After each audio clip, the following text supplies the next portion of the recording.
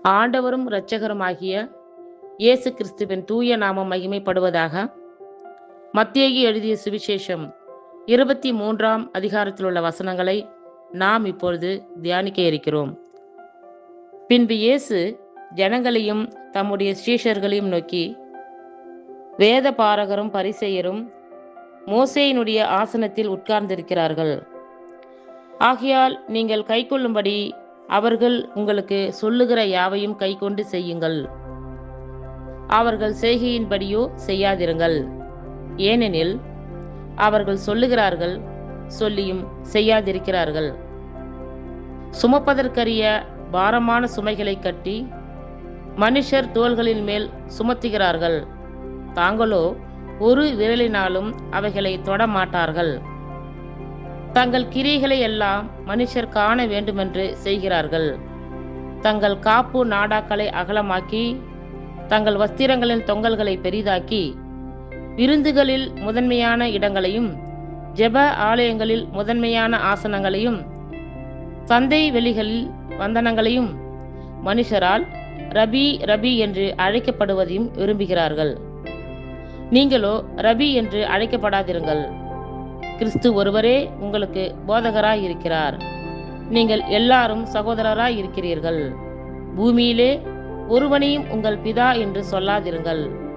பரலோகத்தில் இருக்கிற ஒருவரே உங்களுக்கு பிதாவாய் இருக்கிறார். நீங்கள் குருக்கள் என்றும் அழைக்கப்படாதிருங்கள். கிறிஸ்து ஒருவரே உங்களுக்கு குருவாய் இருக்கிறார். உங்களில் பெரியவனாய் இருக்கிறவன் உங்களுக்கு ஊழியக்காரனாய் இருக்க கடவன். தன்னை உயர்த்துகிறவன் தாழ்த்தப்படுவான், தன்னை தாழ்த்துகிறவன் உயர்த்தப்படுவான். மாயக்காரராகிய வேத பாரகரே பரிசேயரே, உங்களுக்கு ஐயோ! மனுஷர் பிரவேசியாதபடி பரலோக ராஜ்யத்தை பூட்டி போடுகிறீர்கள். நீங்கள் அதில் பிரவேசிக்கிறதும் இல்லை, பிரவேசிக்கப் போகிறவர்களை பிரவேசிக்க விடுகிறதும் இல்லை. மாயக்காரராகிய வேத பாரகரே பரிசேயரே, உங்களுக்கு ஐயோ! பார்வைக்காக நீண்ட ஜெபம் பண்ணி விதவைகளின் வீடுகளை பட்சித்து போடுகிறீர்கள். இது நிமித்தம் அதிக ஆக்கினையை அடைவீர்கள். மாயக்காரராகிய வேத பாரகரே பரிசேயரே, உங்களுக்கு ஐயோ! ஒருவனை உங்கள் மார்க்கத்தானாக்கும்படி சமுத்திரத்தையும் பூமியையும் சுற்றித் திரிகிறீர்கள். அவன் உங்கள் மார்க்கத்தானான போது அவனை உங்களிலும் இரட்டிப்பாய் நரகத்தின் மகனாக்குகிறீர்கள்.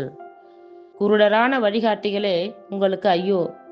எவனாகிலும் தேவாலயத்தின் பேரில் சத்தியம் பண்ணினால் அதனால் ஒன்றுமில்லை என்றும், எவனாகிலும் தேவாலயத்தின் பொன்னின் பேரில் சத்தியம் பண்ணினால் அவன் கடனாளி என்றும் சொல்லுகிறீர்கள். மதிகேடரே, குருடரே, எது முக்கியம்? பொன்னோ, பொன்னை பரிசுத்தமாக்குகிற தேவாலயமோ? மேலும் எவனாகிலும் பலிபீடத்தின் பேரில் சத்தியம் பண்ணினால் அதனால் ஒன்றுமில்லை என்றும், எவனாகிலும் அதன் மேல் இருக்கிற காணிக்கையின் பேரில் சத்தியம் பண்ணினால் அவன் கடனாளி என்றும் சொல்லுகிறீர்கள். மதிகேடரே, குருடரே, எது முக்கியம்? காணிக்கையோ, காணிக்கையை பரிசுத்தமாக்குகிற பலிபீடமோ? ஆகையால் பலிபீடத்தின் பேரில் சத்தியம் பண்ணுகிறவன் அதன் பேரிலும் அதன் மேலுள்ள எல்லாவற்றின் பேரிலும் சத்தியம் பண்ணுகிறான்.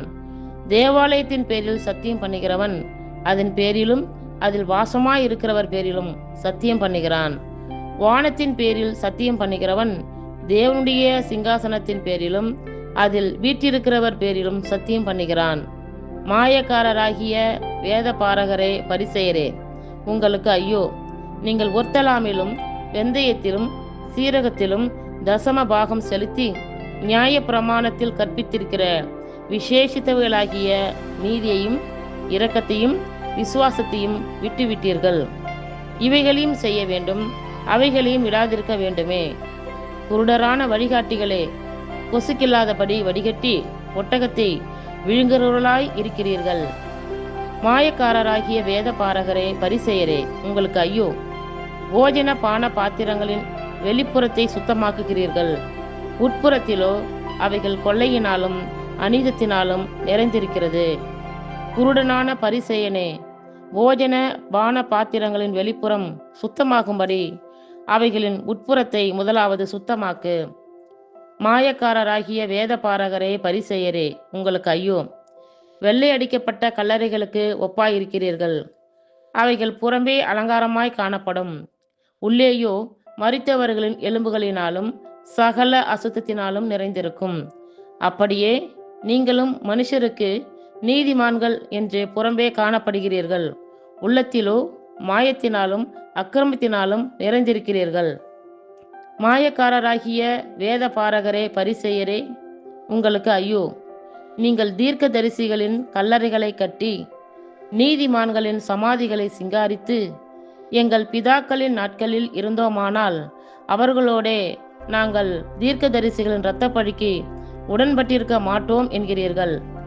ஆகையால் தீர்க்கதரிசிகளை கொலை செய்தவர்களுக்கு புத்திரராய் இருக்கிறீர்கள் என்று உங்களை குறித்து நீங்களே சாட்சிகளாய் இருக்கிறீர்கள். நீங்களும் உங்கள் பிதாக்களின் அக்கிரம அளவை நிரப்புங்கள். சர்ப்பங்களே, விரியன் பாம்பு குட்டிகளே, நரகாக்கினைக்கு எப்படி தப்பித்துக் கொள்வீர்கள்? ஆகையால் இதோ தீர்க்கதரிசிகளையும் ஞானிகளையும் வேத பாரகரையும் உங்களிடத்தில் அனுப்புகிறேன். அவர்களில் சிலரை கொன்று சிலுவைகளில் அறைவீர்கள், சிலரை உங்கள் ஆலயங்களில் வாரினால் அடித்து ஊருக்கு ஊர் துன்பப்படுத்துவீர்கள். நீதிமானாகிய ஆபேலின் இரத்தம் முதல் தேவாலயத்துக்கும் பலிபீடத்துக்கும் நடுவே நீங்கள் கொலை செய்த பரகியாவின் குமாரனாகிய சகரியாவின் இரத்தம் வரைக்கும் பூமியின் மேல் சிந்தப்பட்ட நீதிமான்களின் இரத்த பழியெல்லாம் உங்கள் மேல் வரும்படியாக இப்படி செய்வீர்கள். இவைகளெல்லாம் இந்த சந்ததியின் மேல் வருமென்று மெய்யாகவே உங்களுக்கு சொல்லுகிறேன்.